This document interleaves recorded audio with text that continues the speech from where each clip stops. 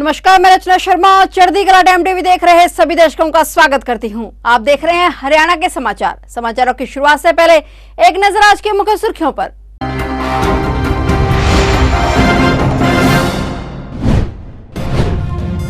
महेंद्रगढ़ में हरियाणा सीएम का जनसंवाद। मुख्यमंत्री मनोहर लाल ने लोगों की सुनी समस्याएं। सीएम ने किया कई योजनाओं का शिलान्यास व उद्घाटन।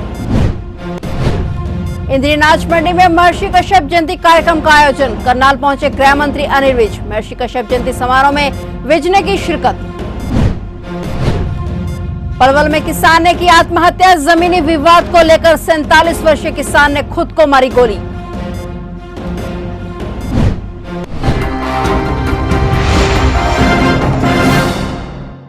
और अब समाचार विस्तार से। हरियाणा के महेंद्रगढ़ जिले में आज से सीएम मनोहर लाल का जनसंवाद शुरू हो चुका है। मुख्यमंत्री आज से अगले 3 दिन तक जिले में रहेंगे और जिले के 3 विधानसभा क्षेत्रों के 9 गांवों में लोगों से मिलेंगे, उनकी समस्याएं सुनेंगे। वहीं कार्यक्रम को सफल बनाने के लिए जिला प्रशासन ने पूरी ताकत लगाई हुई है। कार्यक्रम में कहीं कोई गड़बड़ी ना हो, इसके लिए व्यापक स्तर पर पुलिस सुरक्षा के चाक चौबंद इंतजाम भी किए गए हैं। दूसरी ओर मुख्यमंत्री के जनसंवाद कार्यक्रम में परंपरागत व ग्रामीण परिवेश की झलक देखने को मिलेगी। खान पान से लेकर सारी व्यवस्थाएं पूरी तरह से पारंपरिक होंगी। ठेठ हरियाणवी अंदाज में मुख्यमंत्री का पगड़ी पहनाकर स्वागत किया गया। मुख्यमंत्री 24 से 26 मई तक 3 विधानसभा क्षेत्रों के 9 गाँवों में जनसंवाद कार्यक्रम को संबोधित करेंगे।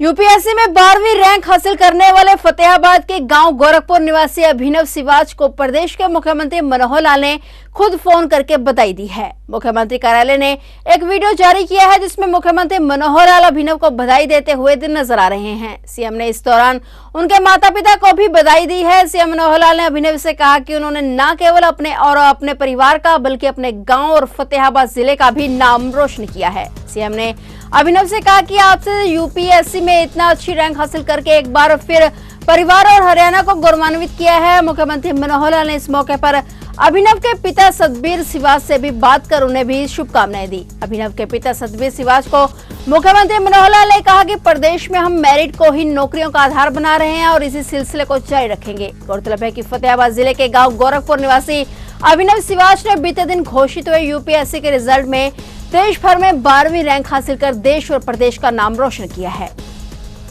अभिनव सिवाच जी, आपको बहुत बहुत बधाई और बहुत शुभकामनाएं। और मेरी ओर से आपके माता पिता जी को भी बहुत बहुत बधाई। आपने हरियाणा का नाम रोशन किया, आपने अपने गांव का नाम, अपने परिवार का नाम रोशन किया और देश में एक अच्छी रैंकिंग लेकर के और आपने हरियाणा को गौरवान्वित किया है। क्योंकि अभी आप दिल्ली एसडीएम थे और उससे पहले तहसीलदार थे हरियाणा में। तो आपने पहले वो एचसीएस के लेवल का पास किया, फिर दिल्ली में जाके पास कर लिया और फिर यूपीएससी ऑल इंडिया पास किया आपने। अच्छा है, इसी प्रकार से आपकी गति प्रगति बनी रहे। आपके माता पिता उनको भी मेरी ओर से बधाई देना। हाँ, अच्छा, साथ में बात कराओ। नमस्कार सतबीर जी। हरियाणा में एक नया आप लोगों ने एक चमकता सितारा आगे बढ़ाया है, तो बहुत बहुत ढेर सारी बधाई। मिशन मेरिट को हम भूलेंगे नहीं, मिशन मेरिट को जारी रखेंगे। करनाल की इंद्री नाच मंडी में आज महर्षि कश्यप जयंती पर राज्य स्तरीय समारोह का आयोजन किया गया। इसमें प्रदेश के गृह मंत्री अनिल विज व शिक्षा मंत्री कमलपाल गुर्जर ने शिरकत की। समारोह को लेकर प्रशासन की तरफ से पुख्ता इंतजाम किए गए। समारोह में ड्रामा पार्टी के कलाकारों द्वारा धार्मिक सांस्कृतिक कार्यक्रम के माध्यम से श्रद्धालुओं को भक्ति रस में सराबोर किया जा रहा है। कार्यक्रम में गृह मंत्री अनिल विज व शिक्षा मंत्री कमलपाल गुर्जर के अलावा करनाल के सांसद संजय भाटिया, गरोडा के विधायक हरविंदर कल्याण सहित अन्य जनप्रतिनिधि उपस्थित रहे।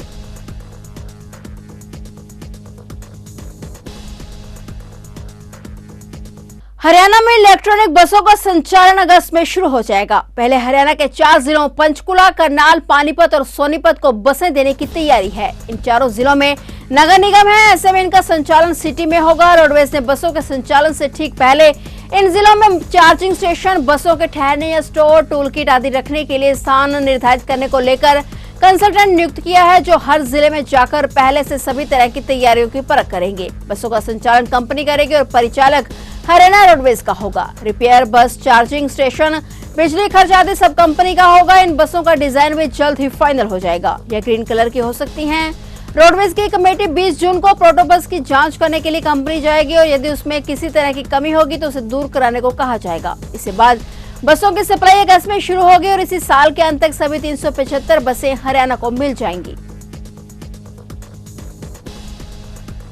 भारतीय कुश्ती संघ के अध्यक्ष ब्रजभूषण शरण सिंह की गिरफ्तारी की मांग को लेकर जंतर मंतर पर पहलवानों का धरना लगातार जारी है। इस बीच बुधवार को अंतर्राष्ट्रीय पहलवान साक्षी मलिक रामायण टोल प्लाजा पर रुकी और उस दौरान उन्होंने किसान नेताओं से बातचीत की। साक्षी मलिक ने किसान नेताओं से आह्वान करते हुए कहा कि वे ज्यादा से ज्यादा संख्या में उन्हें समर्थन दें ताकि इस भाजपा सरकार को झुकाकर देश की बेटियों को न्याय मिल सके। पहलवान खिलाड़ी साक्षी मलिक ने कहा कि सरकार अपने सांसद को बचाने की पूरी कोशिश कर रही है। हम भी हिम्मत नहीं हारेंगे और लड़ाई लड़ती रहेंगे। उन्होंने कहा कि पीड़ित लड़कियां नार्को टेस्ट कराने के लिए तैयार हैं। क्या सरकार अपने सांसद का नार्को टेस्ट करवाएगी?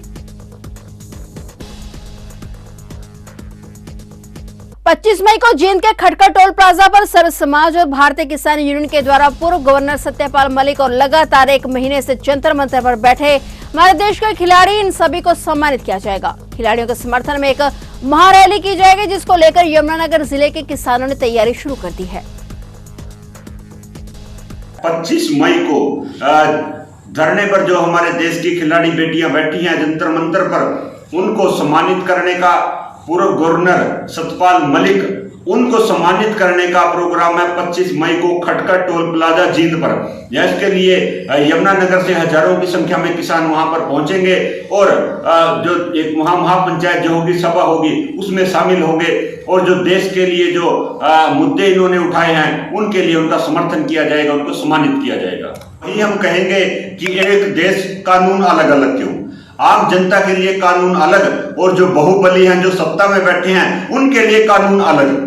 अगर कोई आम आदमी ऐसी घटना कर देता है जिसके ऊपर यौन शोषण का मुकदमा दर्ज हो जाए, उसको तुरंत गिरफ्तार कर लिया जाता है, उसकी जांच बाद में होती है। लेकिन ब्रजभूषण जिनके लिए FIR करवाने के लिए भी पीड़ितों को धरने पर बैठना पड़ा और सुप्रीम कोर्ट से आदेश हुए तब FIR दर्ज हुई है। उसके बाद आज तक भी तकरीबन 1 महीने से जंतर मंतर पर पूरे देश के खिलाड़ी, सामाजिक संस्थाएं बैठी हैं, लेकिन गिरफ्तारी नहीं हुई। हम कहना चाहेंगे देश के प्रधानमंत्री से, राष्ट्रपति से कि एक देश है तो कानून सभी के लिए एक होना चाहिए। अब तो खिलाड़ियों ने भी कह दिया है हम नार्को टेस्ट के लिए भी तैयार हैं, उसका लाइव हो और सुप्रीम कोर्ट की निगरानी में हो। तो आप पता नहीं क्यों सरकार पीछे भाग रही है या ब्रजभूषण को बचाना सरकार चाहती है, जो कहती है कि देश में बेटी बचाओ और बेटी पढ़ाओ का जो नारा दिया था आज वो कहीं धूमिल होता नजर आ रहा है। हरियाणा में कई जिले तो ऐसे भी हैं जहां पारा 45 डिग्री के पार पहुंच चुका है। इसी बढ़ती गर्मी को देखते हुए सरकार ने स्कूली बच्चों के लिए विशेष गाइडलाइन जारी की है। इस गाइडलाइन के तहत अब बच्चों को हर 1 घंटे में एक बार पानी पीना जरूरी किया गया है। गाइडलाइन में यह भी कहा गया है कि स्कूल प्रबंधन को बच्चों को गर्मी से बचाने के लिए रेड क्रॉस फंड का यूज करके ORS जैसी जरूरी चीजें मंगवानी चाहिए। और साथ ही ये भी कहा कि स्कूल की खिड़कियां बंद रखी जाएं, खिड़कियों पर एल्युमिनियम पन्नी या रिफ्लेक्टर लगाएं ताकि अंदर गर्मी ना आ सके। नियमों का पालन करके ही कड़कड़ाती गर्मी और लू से बचा जा सकता है। सरकार के आदेशों के तहत स्कूल प्रबंधन को हर 1 घंटे बाद पानी पीने के लिए घंटी बजानी होगी। स्कूल शिक्षा विभाग की ओर से जारी गाइडलाइन से साफ कहा गया है कि किसी भी स्थिति में बच्चों को धूप में ना बिठाया जाए, कोई भी कार्यक्रम खुले में ना रखें। इसके साथ ही स्कूल में बच्चों के पीने के पानी की समुचित व्यवस्था की जाए।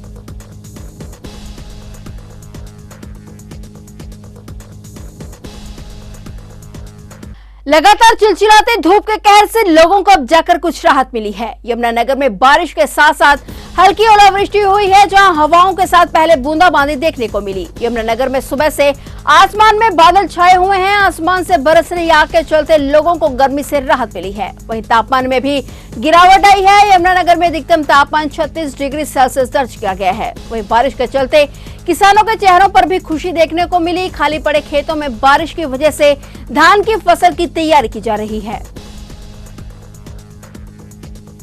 हरियाणा के विख्यात रागनी गायक पालेराम दहिया का हार्ट अटैक से निधन हो गया है। वे 68 साल के थे। उनका सोनीपत के गांव हलालपुर में अंतिम संस्कार किया गया। उनके एकाएक हुए निधन से हरियाणा लोक संगीत को गहरा धक्का लगा है। वहीं उनके चाहने वाले भी दर्द में हैं।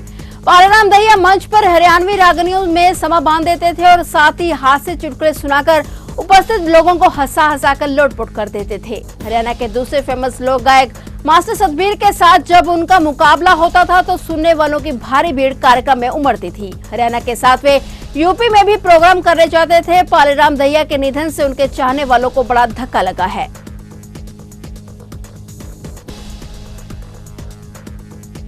पलवल के चिरवाड़ी में जमीनी विवाद को लेकर 47 साल के किसान ने गोली मारकर आत्महत्या कर ली। चांदहर थाना पुलिस ने मामले में 3 लोगों पर आत्महत्या के लिए मजबूर करने का केस दर्ज कर लिया है। जांच अधिकारी वीरेंद्र सिंह ने मामले की जानकारी देते हुए बताया कि पलवल के गांव चिरवाड़ी निवासी कुलदीप ने पुलिस को दी शिकायत में कहा कि उसके पिता लक्ष्मण के साथ गांव निवासी टेकचंद, रविंद्र व जोगेंद्र ने जमीन को इकरारनामा किया था और जो करीब 21 लाख रुपए का था, लेकिन उसके पिता को उक्त लोगों ने 1 भी रुपया नहीं दिया और धोखे से ट्यूबवेल वाली जमीन की रजिस्ट्री करवा ली। इसको लेकर उसके पिता ने उनके खिलाफ केस डाल दिया और रुपयों के लेन देन को लेकर भी आरोपी उसके पिता को परेशान करने लगे। पुलिस का कहना है कि मृतक का उसके परिवार वालों के साथ जमीनी विवाद चल रहा है और उसी विवाद को लेकर वह परेशान था और उसी के चलते लक्ष्मण ने अपने आप को गोली मार ली, जिससे उसकी मौत हो गई। पुलिस ने मामले में शिकायत के आधार पर आरोपियों के खिलाफ केस दर्ज कर जांच शुरू कर दी है।